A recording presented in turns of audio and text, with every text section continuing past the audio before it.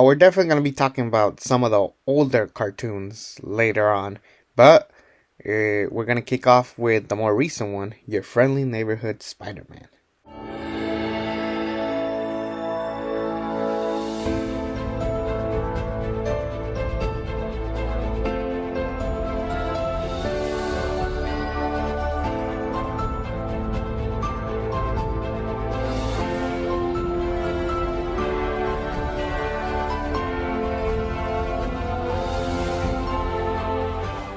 And I really thought that this was a solid introduction to this world.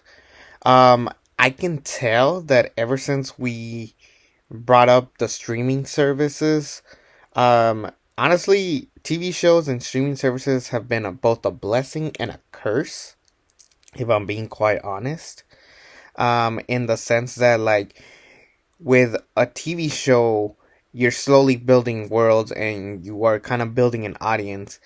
Here, you are kind of already establishing what we hope you will like and stuff. Definitely based on nostalgia. Um, this was around the time where X-Men '97 came out, and that show was great. It feels like it basically picked up from the classic X-Men cartoon. Here, Your Friendly Neighborhood Spider-Man, it's starting brand new. It's basically in its own world. However, it's also not, if I'm making sense, because we live in a time in this world where the Avengers already exist, but we are taking a more grounded level storyline with Spider-Man. And this is a Spider-Man where, we do talk about Uncle Ben, and we do talk about the history that we already know and love today. Now, up to this point, we do see Peter get bitten by the radioactive spider, but this is a radioactive spider from a different universe, from Doctor Strange's timeline, as we see. Big twist at the end, but we'll get to that part. Um, but I will say that the show is a pretty solid introduction to this timeline of Spider-Man. Uh, Whether or not it's good, let's just talk about it. I do enjoy it. Let's just say that. I will say it's not perfect. We are also introducing a new world. We're introducing new villains. Well, technically, these are already established villains from the comics, but we're basically getting their stories out. And there was a lot of confusion when the show was coming out. We didn't know if it was going to be Tom Holland's Spider-Man before he met Iron Man. We didn't know if it was going to be its own thing. And then when we got it, it essentially felt like What If. You know, that animated series where they take what if scenarios from the MCU and they change them up. This is kind of what it felt like. And it basically was, what if Norman Osborn recruited Spider-Man? And sure enough, that is exactly what it is. And they just expanded on it. A lot of people were divided on changing the race of Norman and Harry, but I thought that they worked great. Norman Osborn, Coleman Domingo was definitely the best voice actor in this series. We do get a brand new character. Well, not brand new, but new in the sense that, like, no one really talks about this character. And that, of course, is Nora Minoru. Voiced by Grace Song. She was okay. She does this rebellious kind of character. I'm wondering if, because I don't read the comics that much, even though I will be reviewing comic books later on. Um, she is going to play a big part, especially at the end when she's talking to her parents.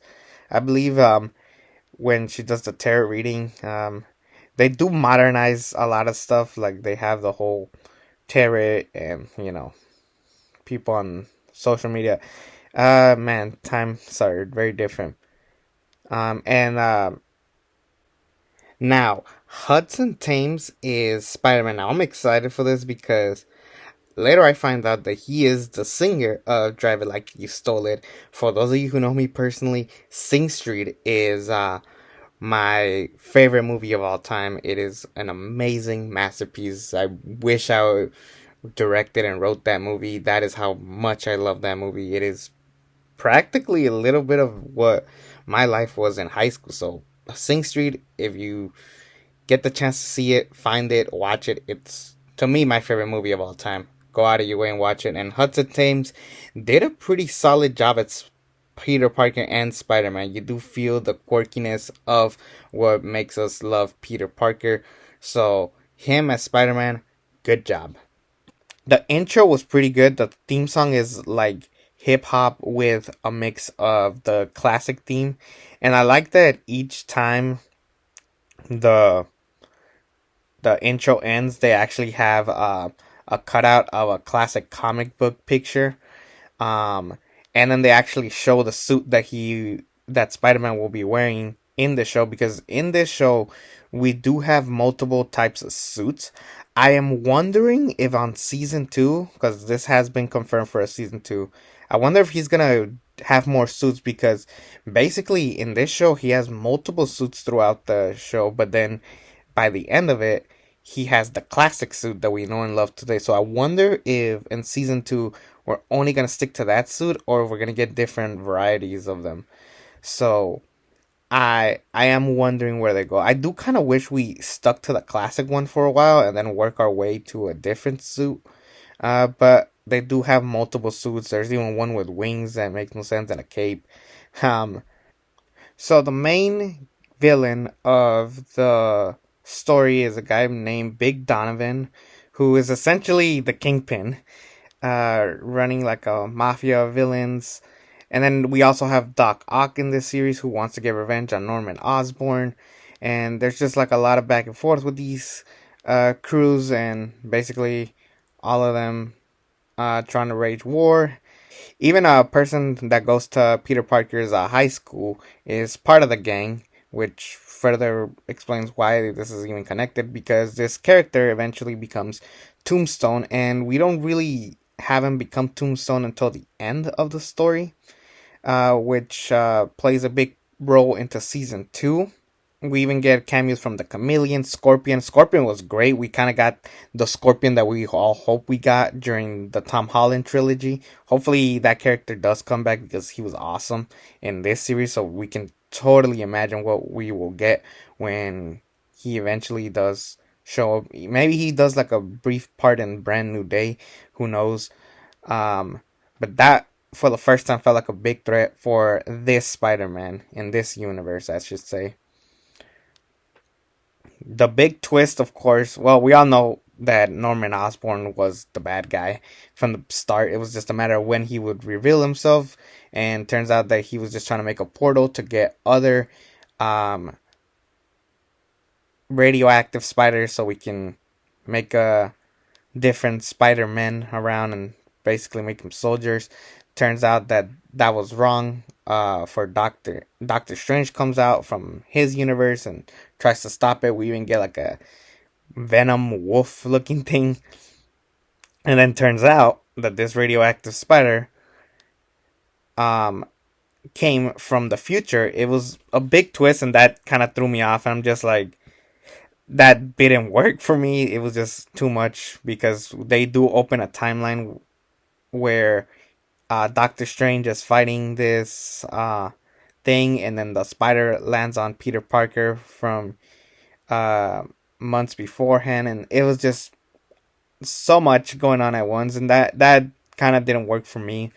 I think a lot of the side characters were solid. They worked for what they were given.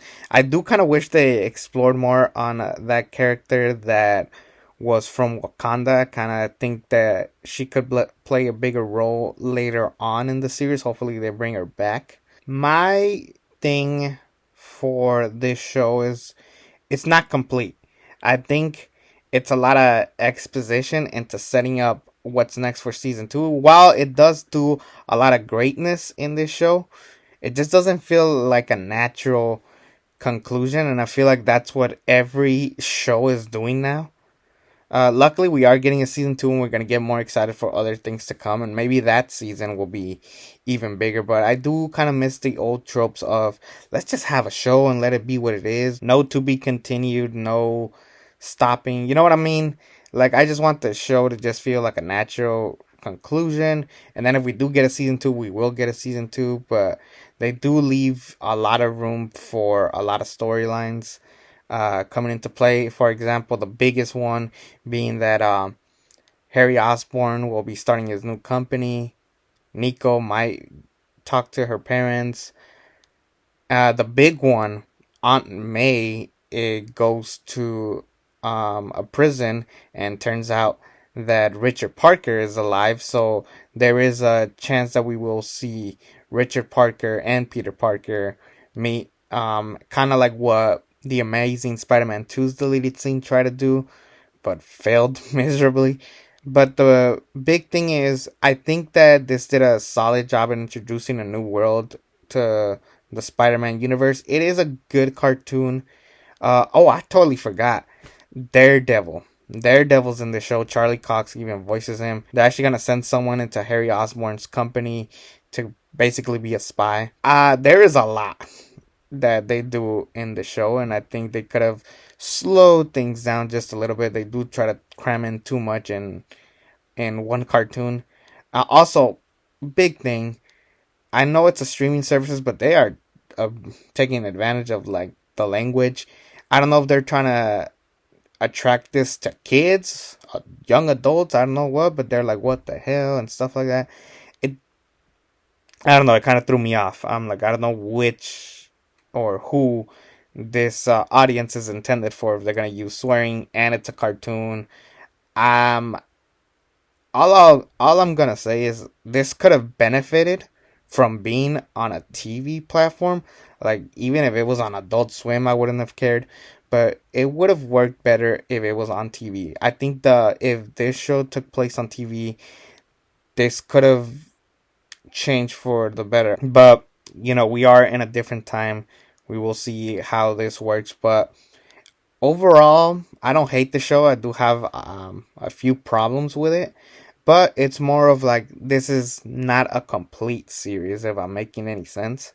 So maybe down the road we will finally get a full conclusion once we get the official um start to what this cartoon is intending to do. So we don't know the bigger picture. We only know the first season, and for the first season, I'll give it a B. So I think it's a solid rating. It's not bad, it's not good, but it's incomplete. So I'll leave it at that. I did enjoy it. I don't want to come off like I hated. I do recommend you to check out Ramen Edits. A good friend of mine, Raymond. He has done a video on this, so I recommend you to check out his thoughts on the show. I think he did a way much better job than I did. So yeah, definitely go check out his work. Well, that's it for my review of Your Friendly Neighborhood Spider-Man. We are actually going to move on to comic books, and I will be talking about Amazing Fantasy number 15, the introduction to Spider-Man, the very first time we ever see Spider-Man, and that iconic shot of Spider-Man holding a criminal, a shot that has been done to death. But I'm definitely excited because this is my first time I'm ever going to be reviewing comics ever. So stay tuned for that. And I hope you are enjoying this series so far. Well, I'll see you on the next one.